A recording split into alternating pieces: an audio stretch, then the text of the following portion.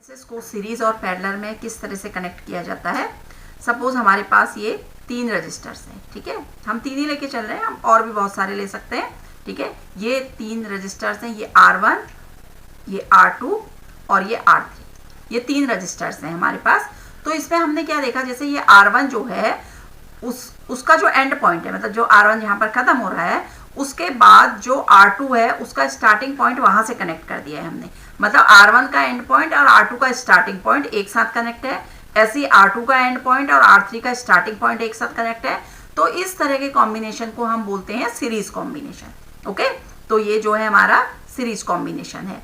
तो इसमें हम देखेंगे सीरीज कॉम्बिनेशन में क्या होता है, जो करंट फ्लो होती है वो तीनों रजिस्टर्स में सेम करंट फ्लो होगी। जैसे यहाँ आई करंट आ रही है, ये किसी सर्किट में कनेक्ट है सपोज, तो आई करंट आ रही है, तो R1 में भी आई करंट ही जाएगी, I2 में भी आई करंट ही जाएगी और R3 में भी आई करंट ही जाएगी। ओके, जबकि R1 के अक्रॉस जो पोटेंशियल डिफरेंस होगा वो V1 होगा, R2 के अक्रॉस जो पोटेंशियल डिफरेंस होगा वो V2 होगा और R3 के अक्रॉस जो पोटेंशियल डिफरेंस होगा वो V3 होगा। तो हम देखेंगे जो टोटल इक्विवेलेंट रेजिस्टेंस है इस सर्किट का वो क्या होगा हमारे पास, V equal to V1 plus V2 plus V3। Okay, अब सपोज ये तीनों क्योंकि सीरीज में कनेक्ट हैं, R1 R2 R3 सीरीज में कनेक्ट हैं, तो सपोज इन तीनों का जो इक्विवेलेंट रेजिस्टेंस है उसको हम RS से डिनोट कर लेते हैं। ओके, तीनों का जो इक्विवेलेंट रेजिस्टेंस है या टोटल रेजिस्टेंस जो है उसे हम RS से डिनोट कर लेते हैं। तो V इक्वल टू क्या होगा, क्योंकि पूरे सर्किट में I करंट फ्लो हो रही है तो IRS से डिनोट कर लिया मैंने, equal to V1 equal to क्या होगा IR1, क्योंकि ये वाले R1 जो रेजिस्टेंस है इसमें I करंट फ्लो हो रही है और ये R1 रेजिस्टेंस है, तो V1 इक्वल टू होगा हमारा IR1 प्लस V2 होगा हमारा IR2 प्लस V3 जो होगा हमारा वो होगा IR3। ओके, तो इसमें जो ये I और I कैंसिल हो जाएंगे, तो ये जो RS आएगा वो होगा हमारा R1 plus R2 plus R3। तो इस तरह से हम सीरीज में जो इक्विवेलेंट रेजिस्टेंस है हमारा वो इस तरह से हम मेजर करते हैं, मतलब RS equal to R1 plus R2 plus R3। तो इस तरह से ये सीरीज कॉम्बिनेशन के लिए हम कैलकुलेट करते हैं। अब हमें अगर पैरेलल का देखना है तो देखिए हम क्या करेंगे, यहीं पर मैं इसमें सॉल्व कर रही हूँ इसको। तो ये सपोज R1 है, ओके, ये हमारा R2 है, ओके, और ये हमारा यहाँ पर R3 है।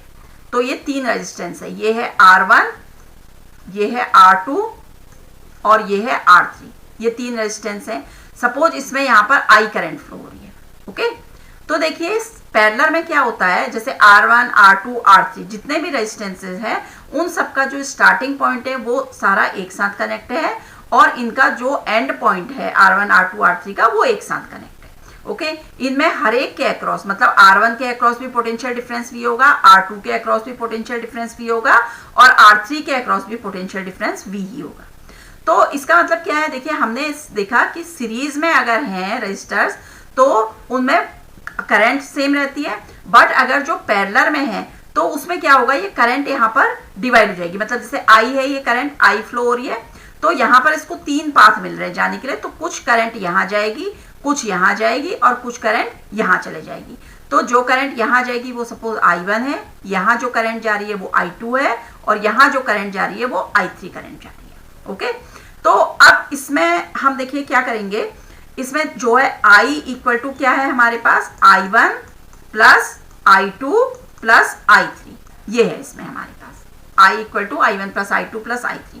अब सपोज जो ये पैरेलल हमने ये बनाया है रेजिस्टेंस का पैरेलल जो कॉम्बिनेशन है, इसमें सपोज जो इक्विवेलेंट रेजिस्टेंस इनका निकल के आता है, सपोज वो RP से डिनोट किया हमने, ठीक है, RP से डिनोट किया, तो I इक्वल टू क्या हो जाएगा V अपॉन RP।